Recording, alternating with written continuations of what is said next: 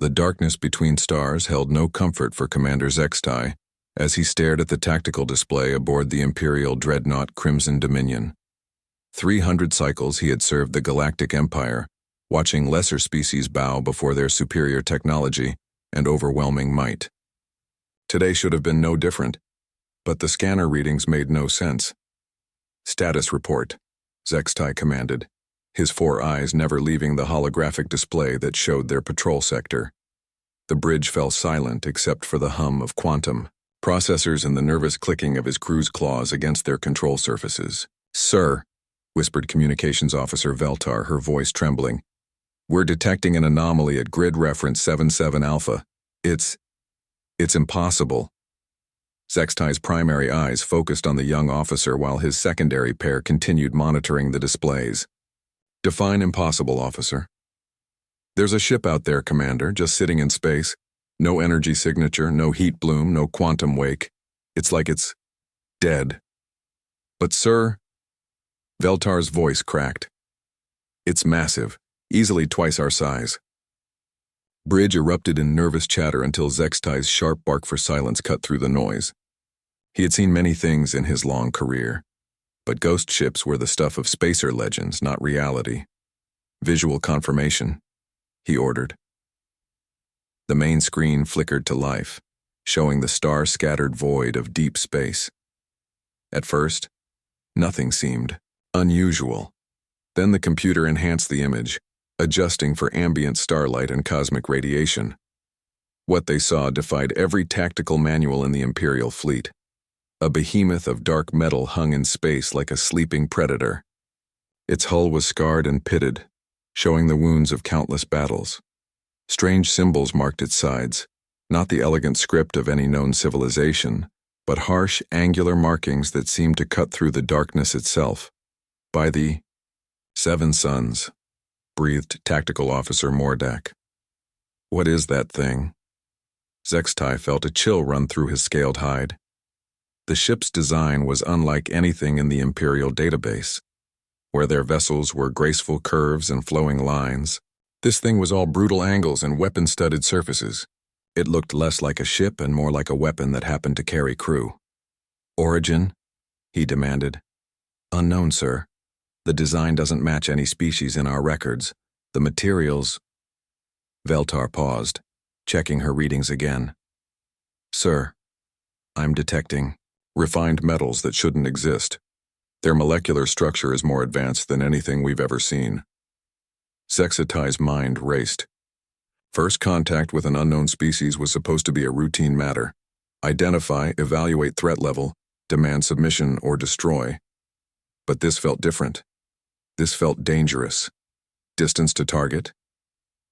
12,000 kilometers and closing. "Sir, closing." Zextai spun toward the navigation station. "I gave no order to approach." Lieutenant Hexara's mandibles clicked nervously. "Sir, we're not moving." "It is." Every eye on the bridge turned back to the main screen. The alien vessel had indeed moved closer, its dark bulk now visible without enhancement. But there had been no engine flare, no energy discharge, no sign of any propulsion system activating. "How?" Zextai whispered. Before anyone could answer, every alarm on the bridge began screaming at once. Warning lights bathed the command center in pulsing red as the ship's defensive systems came online automatically. "Commander." Mordak's voice was barely audible over the alarms. "Energy spike. Massive energy spike. They're powering weapons." The alien ship was awakening. Along its hull, previously dark sections began to glow with an eerie blue-white light. Weapon ports opened like hungry mouths, revealing technology that made Imperial cannons look like children's toys. "All stations battle alert," Zextai commanded. "Raise shields, power weapons. Send a priority transmission to Imperial Command. We have first contact with an unknown hostile." As his crew scrambled to execute his orders, Zextai couldn't shake the feeling that they had stumbled into something far beyond their understanding. The alien ship continued its impossible approach, growing larger and more menacing with each passing second. Then the communications array crackled to life, with an incoming transmission. The voice that emerged was unlike anything they had ever heard. Not the cultured tones of imperial speech or the crude sounds of primitive species. This was something else entirely. Something that spoke with the confidence of apex predators. This is Captain Sarah Chen of the Terran Defense Force Battleship. Retribution. You are in violation of human space. Withdraw immediately or face the consequences. Human space? Zextai had never heard of humans. They weren't in any Imperial database. How could a species unknown to them claim territory in this sector? Unknown vessel, Zextai responded, trying to project the authority of the Empire. I am Commander Zextai of the Galactic Empire. You will identify yourselves and submit to Imperial authority. The response came back immediately, carrying a tone that made Zextai's blood run cold. Commander, you have 30 seconds to begin your withdrawal. After that, I will consider your presence an act of war. The transmission ended, leaving the bridge in stunned silence. No species had ever spoken to the Empire with such casual dismissal. It was unthinkable. It was impossible. It was terrifying. And as the countdown began in Zextai's mind, he realized that everything the Empire thought it knew about the galaxy was about to change forever. Chapter 1. The Humans. Emerge, Captain Sarah Chen stood on the bridge of the TDF Retribution. Her hands clasped behind her back as she watched the alien vessel through the main viewport. 20 years of military service had taught her to read threats, and everything about the massive ship screaming toward them radiated danger. Distance? She asked, without turning from the display.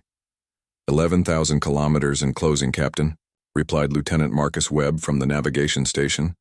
They're not slowing down. Sarah nodded grimly. The intelligence reports from Earth had been clear. Humanity's expansion into this sector of space would eventually bring them into contact with the so-called Galactic Empire. What the reports hadn't mentioned was how quickly that contact would turn hostile. Weapons status? All systems online and ready, Captain, called out Commander David Park from the tactical station. Railguns are loaded and charged.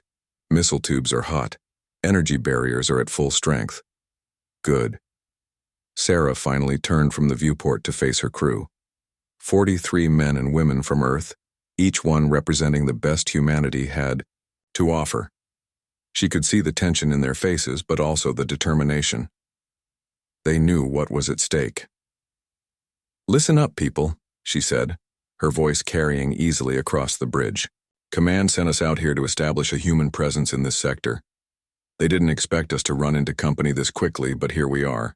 According to our databases, that ship out there belongs to something called the Galactic Empire. Never heard of them, muttered Ensign Lisa Rodriguez from the communications station. Neither had command until 6 months ago, Sarah replied. Turns out while we were busy colonizing our little corner of the galaxy, these folks have been building what they call a civilization out here. Problem is, they seem to think they own everything they can see. The main screen flickered as sensor data streamed across it. The alien vessel was truly massive, easily twice the size of the Retribution, and bristling with weapons that looked like they belonged in a museum next to humanity's advanced technology. Captain, Webb called out. I'm reading some interesting energy signatures from that ship. Their power systems are primitive, fusion-based by the look of it. And those weapons, they appear to be particle beam arrays. Effective, but nothing we haven't seen before. Sarah allowed herself a small smile. One of the advantages of being latecomers to the galactic scene was that humanity had developed their technology in isolation, without outside influence. While other species had followed predictable evolutionary paths, humans had taken some very different directions. Time until they reach firing range? She asked. At current velocity, 8 minutes, Captain. 8 minutes to decide the fate of first contact between humanity and this galactic empire. Sarah weighed her options carefully. Retreat was possible. The Retribution was faster and more maneuverable than the alien dreadnought. But retreat would send the wrong message. It would tell these aliens that humans could be intimidated. That was unacceptable. Commander Park, give me a targeting solution on their primary weapons array. something that will get their attention without destroying them. Aye, Captain. Railgun solution locked. Before Sarah could give the order to fire, the communications array came alive again.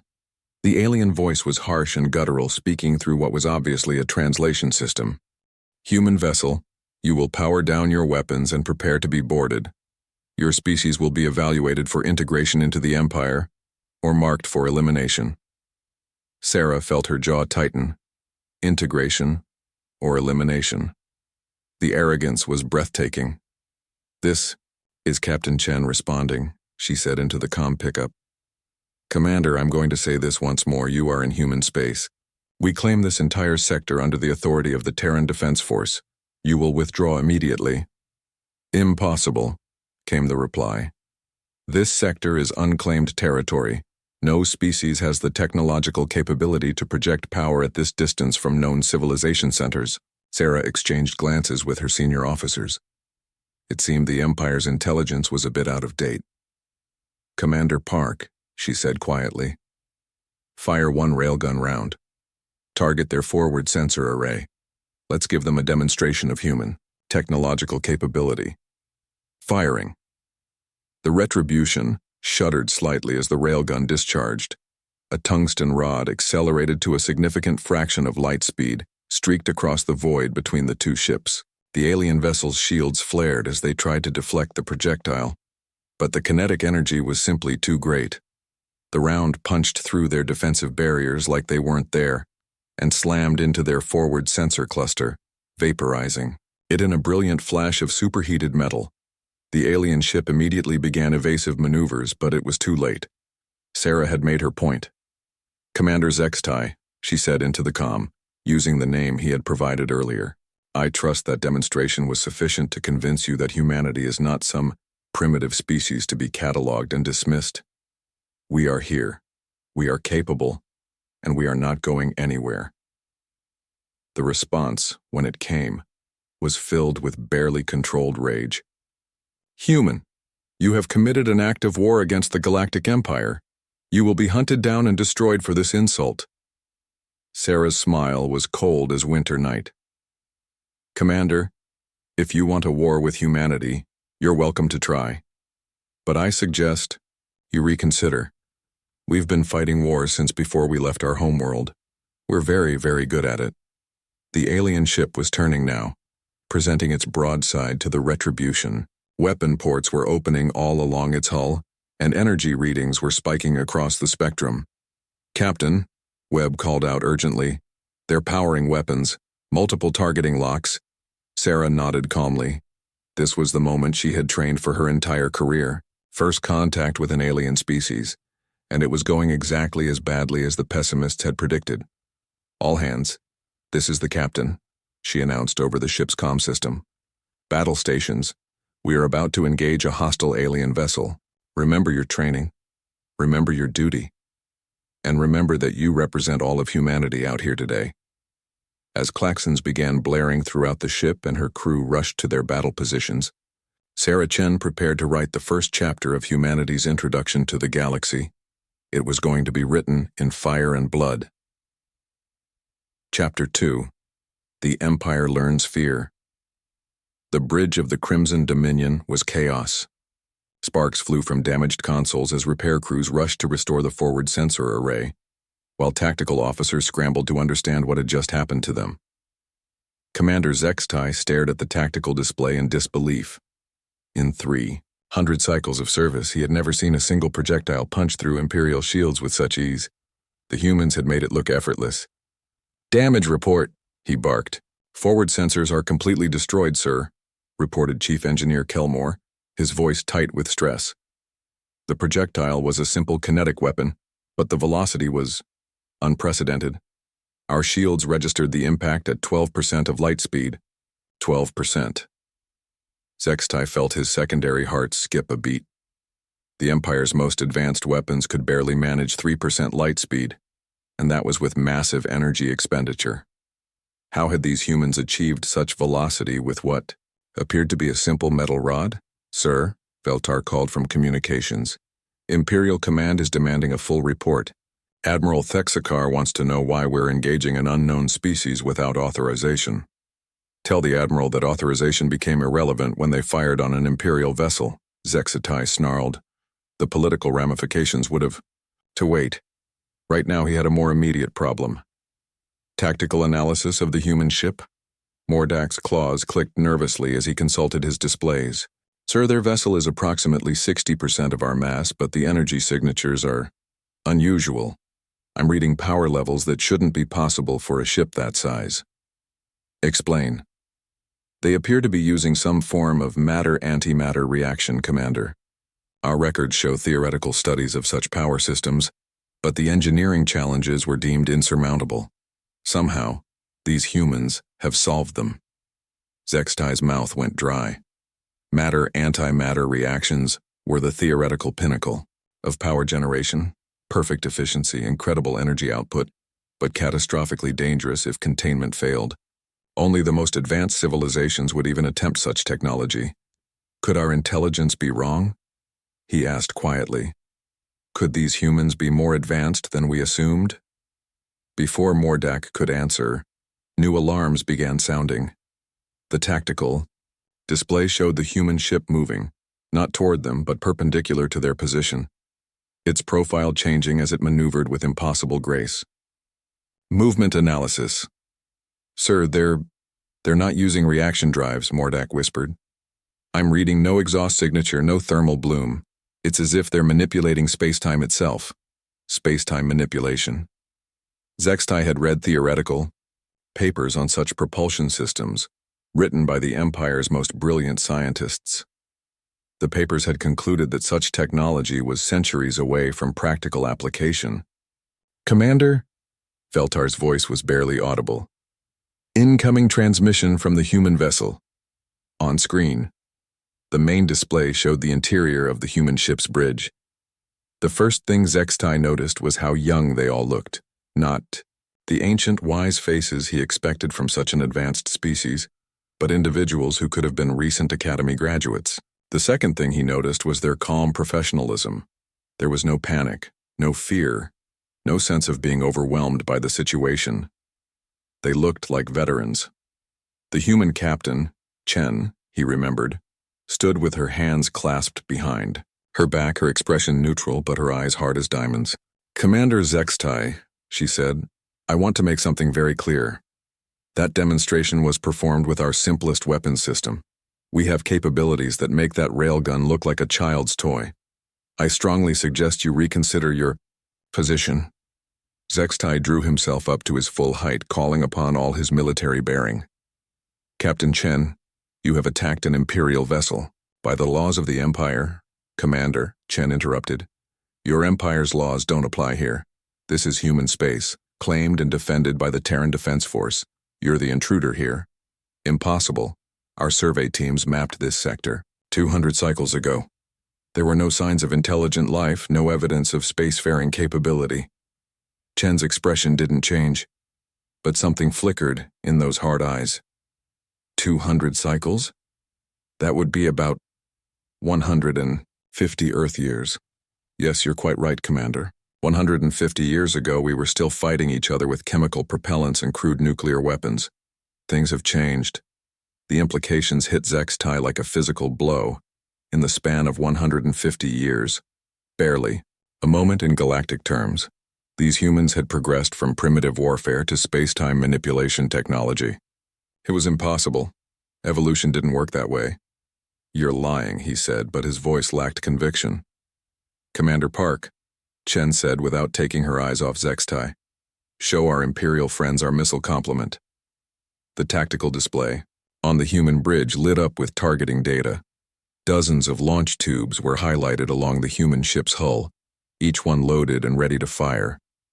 But what made Zextai's blood freeze was the readout showing the missile specifications. Antimatter warheads, Chen said conversationally, yield equivalent to approximately 1,000 of your best fusion bombs, each. We're currently carrying 48 of them. The bridge of the Crimson Dominion fell absolutely silent. 48 antimatter missiles. Any one of them could vaporize an Imperial dreadnought. The humans were carrying enough firepower to destroy a battle fleet. "This is madness," Zextai whispered. "No species would mount such weapons on a single vessel. The risk is acceptable." Chen cut him off. "We build our ships to handle the stress. More importantly, we train our crews to use them responsibly. But make no mistake, Commander, if you force this situation to escalate, I will use every weapon at my disposal to defend human territory." Zextai found himself in an impossible situation. Military doctrine was clear. When faced with a superior force, withdraw and report. But his pride, his 300 cycles of service, the honor of the Empire itself, seemed to demand that he stand and fight. "Sir," Mordak spoke urgently into his ear, "our targeting computers can't get a solid lock on their ship. Their hull is reflecting our sensor beams. It's as if they're using some form of stealth technology. Stealth technology, advanced propulsion, matter-antimatter power systems, weapons that outclassed anything in the Imperial arsenal." Zextai was beginning to realize that this wasn't first contact with a new species. This was first contact with something that might be far more advanced than the Empire itself. "Commander." Chen's voice brought his attention back to the screen. "I'm going to give you one more chance to be reasonable. Withdraw from this sector. Report to your superiors that humanity claims this region of space. We're not interested in conquest, but we will defend what's ours." Zextai stared at the human captain, seeing something in her eyes that he recognized from his own mirror, the look of someone who had seen combat, who had made the hard decisions, who would do whatever was necessary to protect their people. "And if the Empire doesn't accept your claim?" he asked. Chen's smile was cold as the void between stars. "Then the Empire will learn why humans spent 10,000 years fighting each other before we reached the stars. We're very good at war, Commander. We've had lots of practice." The transmission ended, leaving Zextai staring at a blank screen and facing the most important decision of his career.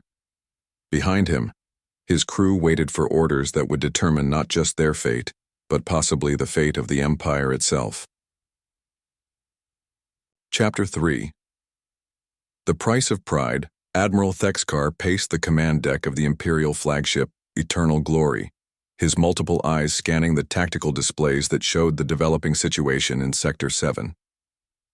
3 hours had passed since Commander Zextai's first encounter with the humans, and the implications were staggering. "Show me the sensor data again," he commanded. The holographic display materialized in the center of the command deck, showing the human vessel in perfect detail. Every line of its hull spoke of advanced engineering and lethal purpose. Where Imperial, ships were designed to inspire awe and demonstrate the Empire's majesty, this human battleship was built for one thing: killing. "Analysis, Science Officer?" Thexkar directed his attention to Kexlan, the Empire's foremost expert on alien technology. "Admiral, the readings are troubling." Kexlan's voice carried the weight of genuine fear.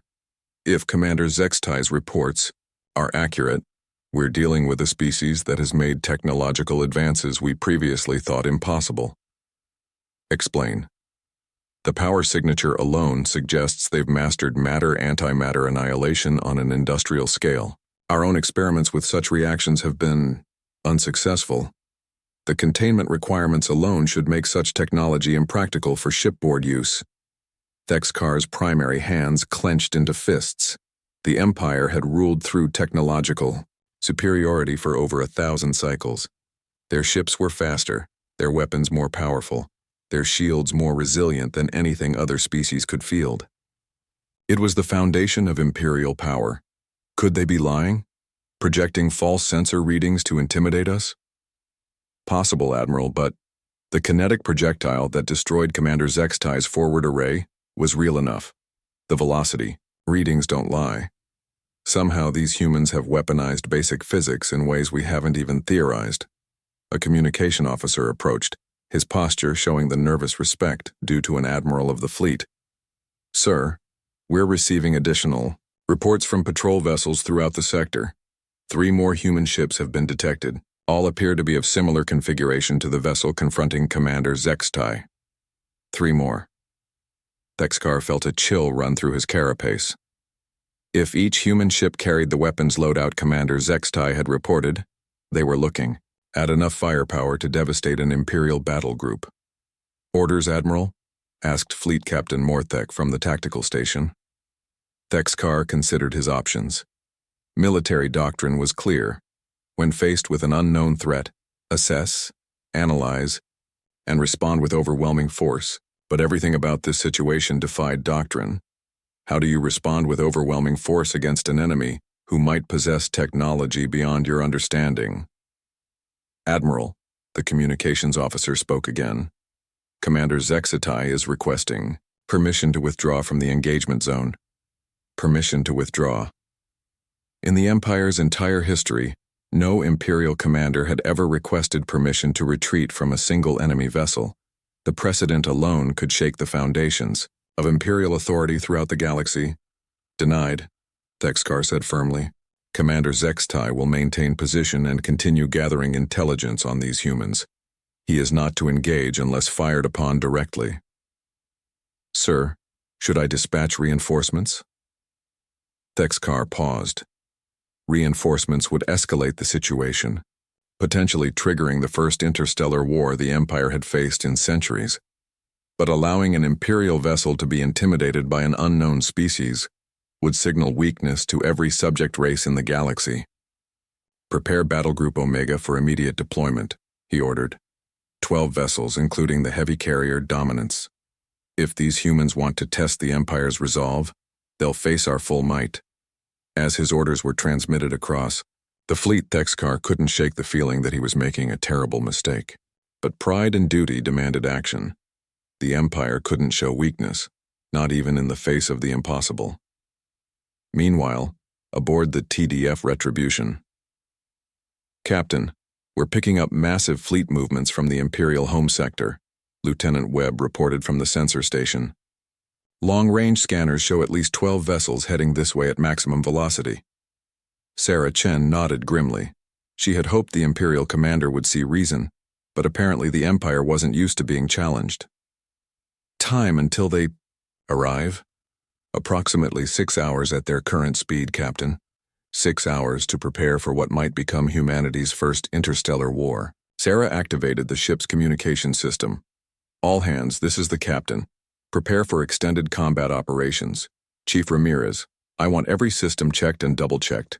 Commander Park, begin deploying our sensor drones throughout the system. If the Empire wants a fight, we'll give them one they won't forget." As her crew rushed to execute her orders, Sarah opened a secure channel to Earth Command. "This is Captain Chen aboard TDF. Retribution. First contact with the Galactic Empire has gone badly. They're sending a battle fleet to enforce their territorial claims, requesting immediate reinforcement and authorization to engage." The response came back within minutes. Earth Command had been monitoring the situation through quantum entanglement communicators. "Captain Chen, this is Admiral Morrison. Reinforcements are already en route. The entire 5th Fleet under Admiral Zhang's command. ETA is 4 hours. You are authorized to engage as necessary to defend human territory and interests. The future of humanity may depend on the next few hours." Sarah closed the channel and returned to her command chair. Around her, the bridge hummed with activity as her crew prepared for battle. She thought about the chain of events that had brought them to this moment. Humanity's expansion into space, their discovery of other intelligent species, and now their first test against a galactic power. "Captain," Ensign Rodriguez called from communications. "The Imperial vessel is hailing us again." On screen, Commander Zextai appeared on the main display, his alien features twisted with what Sarah recognized as barely controlled anger. "Captain Chen, you have one final opportunity to surrender. My superiors are dispatching a battle fleet to this sector. You cannot possibly stand against the combined might of the Imperial Navy." Sarah's response was delivered with calm confidence.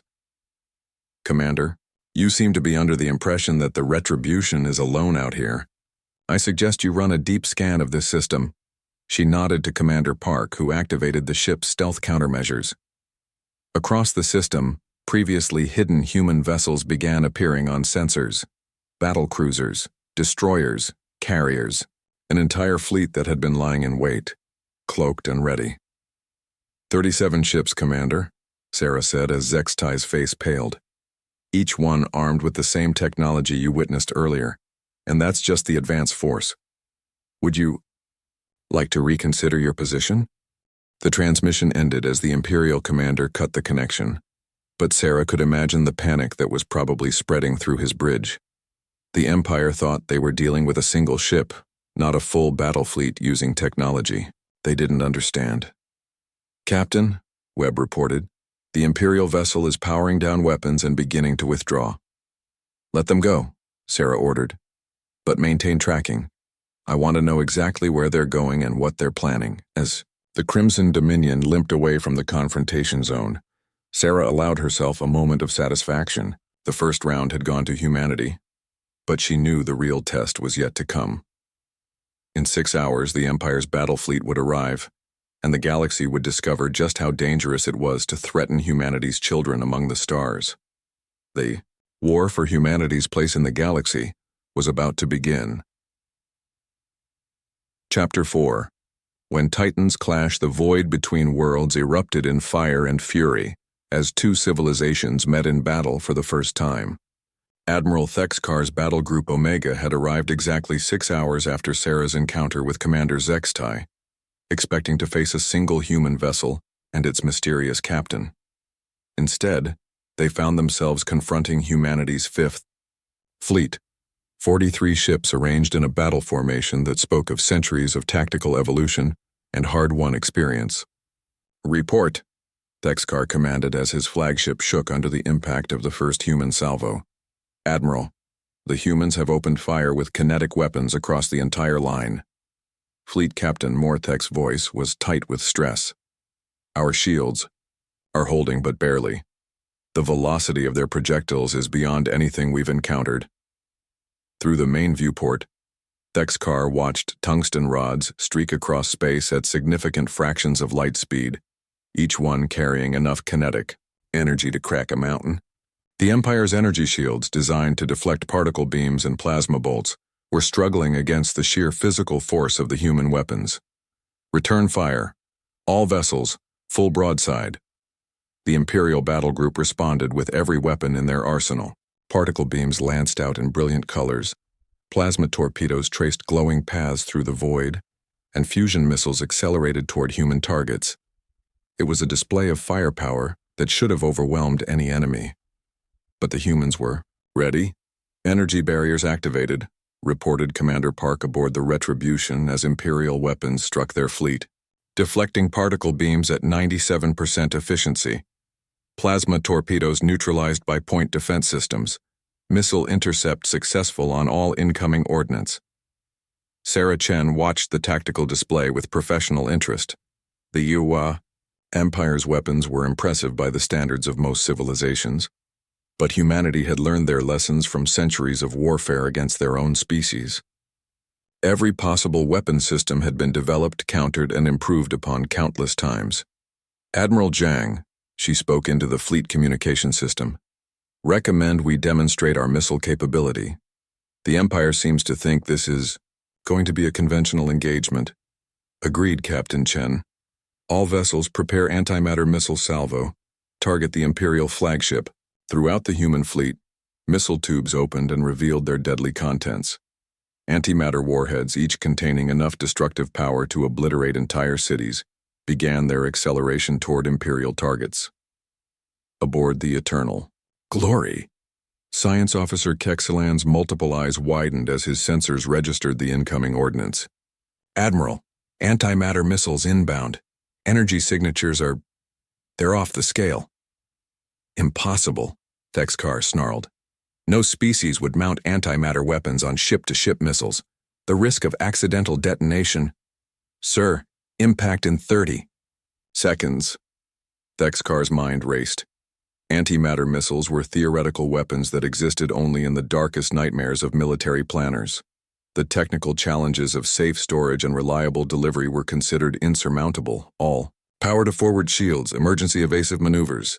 The Eternal Glory began a desperate turn, its massive bulk straining against the laws of physics as it tried to avoid the incoming death. Around it, other Imperial vessels scattered like leaves before a hurricane. But human targeting computers had been designed to track objects moving at significant fractions of light speed. The antimatter missiles adjusted their course with effortless precision, their AI guidance systems calculating intercept vectors with inhuman accuracy. The first missile struck the Imperial heavy cruiser, Victorious Dawn amidships. For a brief moment, matter and antimatter existed in the same space. Then reality tore itself apart in a burst of pure energy that outshone the local star. When the light faded, nothing remained of the cruiser except glowing plasma and the screams of its crew over the communication channels. By the Seven Suns, Thexkar whispered as 5 more Imperial vessels simply ceased to exist. In less than a minute, humanity had demonstrated firepower that reduced some of the Empire's finest ships to their component atoms. Admiral, Communications Officer Telvek's voice was barely audible. The humans are transmitting. On screen. Your display showed the bridge of what was obviously the human flagship.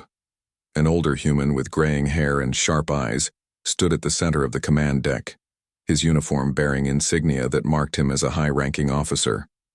I am Admiral Zhang of the Terran Defense Force, the human said, his voice carrying the authority of command. Admiral Thexkar, you have lost 6 vessels in the opening moments of this engagement. I offer you one chance to withdraw with the remainder of your fleet. Thexkar drew himself up to his full height, calling upon all his dignity as an admiral of the Empire. Admiral Zhang, the Galactic Empire does not negotiate with unknown species. Surrender now, and your deaths will be swift.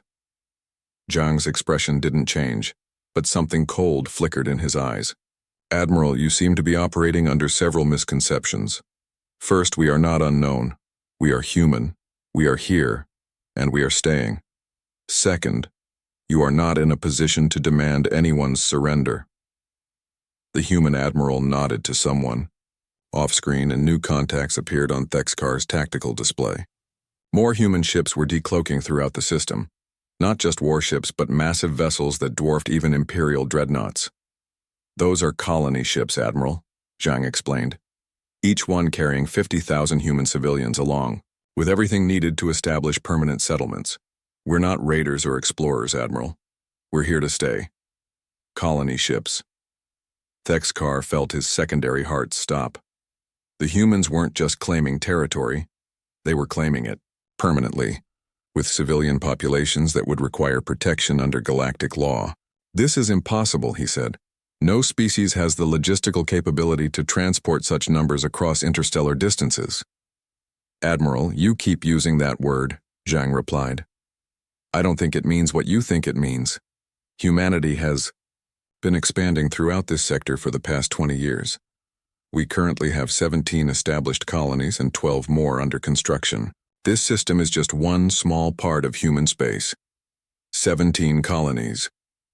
Thexkar's mind reeled at the implications. The Empire had spent centuries establishing its current territory, expanding slowly and carefully to ensure proper administration and control. These humans had accomplished in decades what took the Empire generations. You're lying, he said, but his voice lacked conviction. Admiral Park, Zhang spoke to another officer, transmit our territorial maps to the Imperial fleet. Thexkar's tactical display lit up with new information. Red zones marked human territory, and there were dozens of them scattered throughout. What the Empire had considered unclaimed space. Each red zone represented established human presence, colonies, mining operations, military bases, civilian populations in the millions. As you can see, Admiral, you're not just facing a single battle fleet. You're looking at the advanced elements of a civilization that has been quietly building its strength while you've been managing your existing territory. We have been very busy. The full scope of the situation finally hit Thexkar. This wasn't first contact with a primitive species to be catalogued and dismissed. This was first contact with an established interstellar power that had been building its strength in secret. An interstellar power that had just demonstrated the ability to vaporize Imperial capital ships with casual efficiency. What do you want? Thexkar asked, his voice heavy with the weight of defeat. Zhang's expression softened slightly. We want what every species wants, Admiral. Room to grow, security for our people, and the right to exist without interference. We're not interested in conquering the Empire or destroying your civilization, but we will defend our territory and our people with every means at our disposal. And if the Empire refuses to recognize your claims, then the Empire will learn why humanity spent thousands of years perfecting the art of warfare before we ever left our home system. Zhang replied. We didn't seek this conflict, Admiral, but we won't run from it either. Thexkar looked around his bridge at the faces of his crew. He saw fear there, but also a growing understanding of their situation. They had come here expecting to crush an upstart species with superior firepower. Instead, they had found themselves outgunned, outmaneuvered, and facing an enemy that treated antimatter weapons as standard equipment. I need to consult with Imperial Command, he said finally. Of course, Zhang nodded. You have 2 hours to reach a decision. After that, I'll assume you've chosen to continue this engagement, and I'll respond accordingly. The transmission ended, leaving Thexkar alone with the reality of the Empire's first military defeat in over 3 centuries. 2 hours later, the Emperor's private chamber aboard the Imperial capital ship Divine Majesty was a study in controlled fury. Emperor Valksthon the Eternal had ruled the Galactic Empire for over 400 cycles, and in all that time, no species had dared to challenge Imperial authority so directly. Explain to me, he said, his voice carrying the cold precision of absolute power, how a previously unknown species has managed to destroy 6 Imperial vessels and force Admiral Thexkar to request terms. General Kethvar, the Empire's supreme military commander, stood at rigid attention before his emperor. Your Majesty, our intelligence failures are complete. These humans appear to have been building their civilization in secret while we focused on consolidating our existing territories. And their technology? Superior to ours in every measurable way, Majesty. Matter-antimatter power systems, kinetic weapons that exceed our theoretical maximums, stealth capabilities that make our sensors useless, and defensive systems that render our weapons ineffective. The Emperor's 4 eyes narrowed to slits. How is this possible? How does a species advance so quickly? Science advisor Yeltana stepped forward, her tentacles writhing with nervous energy. Majesty, we've analyzed what data we have. Human technological development appears to follow a completely different paradigm than our own. Where we focus on refinement and gradual improvement, they seem to embrace radical innovation and rapid iteration. Meaning, they appear to view warfare as a science to be perfected, rather than a tool to be maintained.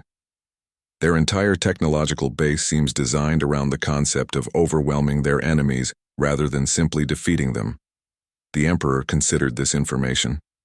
The Empire had grown complacent over the centuries, relying on their technological superiority to maintain order. But these humans had developed that technology in isolation, without the restraints of established galactic civilization. Options? General Kethvar consulted his tactical displays. We could mobilize the entire Imperial fleet, over 3,000 vessels. Even with their technological advantages, they cannot stand against such numbers. And the cost?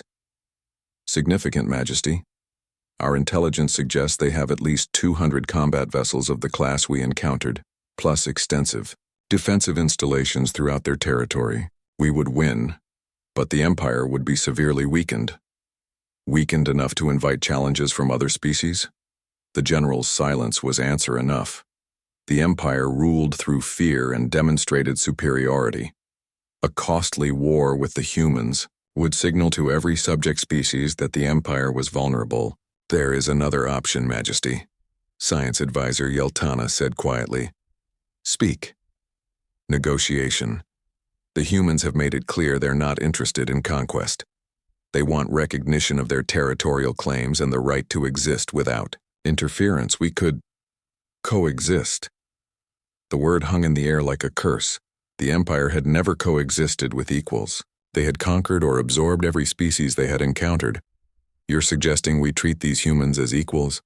I'm suggesting we treat them as a reality we must acknowledge, Majesty. They have demonstrated the capability to inflict serious damage on Imperial forces. More importantly, they have shown restraint when they could have pressed their advantage. The Emperor considered this. Admiral Thexkar's reports had made it clear that the humans could have destroyed his entire battle group, but they had chosen to offer terms instead. It suggested a species that understood the value of measured response. What do our psychological profiles suggest about human intentions? Limited data, Majesty, but what we have suggests they are pragmatic. They appear to be capable of both extreme violence and remarkable restraint depending on the situation. The Emperor made his decision. General Kethvar, order Admiral Thexkar to open formal negotiations with the human fleet commander, Science Advisor Yeltana. I want a complete analysis of human technology and territorial claims. If we're going to deal with these humans, I want to understand exactly what we're dealing with. Yes, Majesty, both officers responded. As they left, to carry out their orders, Emperor Valkston stared out at the stars through his chamber's viewport. For the first time in his long reign, he faced a species that might be his equal. The thought was both terrifying and, strangely, exciting. The galaxy was about to become a much more interesting place. Epilogue. New Neighbors. 6 months later. The conference room aboard the neutral station, Concordia, hummed with translation equipment as representatives from two civilizations sat across from each other, negotiating the future of their corner of the galaxy. Captain Sarah Chen, now bearing the temporary rank of ambassador, reviewed the final draft of what would become known as the Sol Imperial Accords. Across the table, Ambassador Zexistai, formerly Commander Zexitai, did the same with his copy of the historic document. Article 7 looks acceptable, Zexistai said, his English much improved after months of intensive study. Mutual recognition of territorial boundaries, with a neutral zone between our respective spheres of influence. Good, Sarah nodded. And the trade provisions? Fascinating, Zextai admitted. Your species' willingness to share certain technologies in exchange for access to our manufacturing facilities shows remarkable pragmatism, Sarah smiled. It had taken months for the Empire to understand that humanity wasn't interested in conquest or domination. They wanted what they had always wanted: room to grow, security for their people, and the chance to build something better among the stars. There is one thing I must ask, Zextai continued. Your people's rapid technological advancement. Our scientists are still trying to understand how you accomplished so much in such a short time. Sarah's smile widened. Ambassador, that's actually quite simple. We had very good teachers. Teachers? War, Sarah said simply. For 10,000 years, humans fought each other with increasingly sophisticated weapons. We learned to innovate quickly because those who didn't innovate died. When we finally united and reached for the stars, we brought all that accumulated knowledge with us. Zextai was quiet for a long moment. Your species turned warfare into a science. We turned survival into a science, Sarah corrected. Warfare was just part of it. We also learned medicine, engineering, logistics, organization. Everything needed to keep our people alive in hostile environments. Space was just another hostile environment to conquer. And now? Sarah looked out through the station's viewport at the traffic moving between human and imperial space. Trade ships, diplomatic vessels, even some joint exploration missions were already being planned. Now we have new neighbors, she said, and we're looking forward to learning from each other. As the two ambassadors signed the accords that would reshape the galactic balance of power, neither could have predicted how profoundly their meeting would change both civilizations. The humans had found their place among the stars, not as conquerors or subjects, but as equals in a galaxy that was larger and more complex than either species had imagined. And somewhere in the depths of space, other civilizations were beginning to take notice of the newcomers who had forced the mighty Galactic Empire to negotiate as equals. The age of human expansion had begun, and the galaxy would never be the same. The end.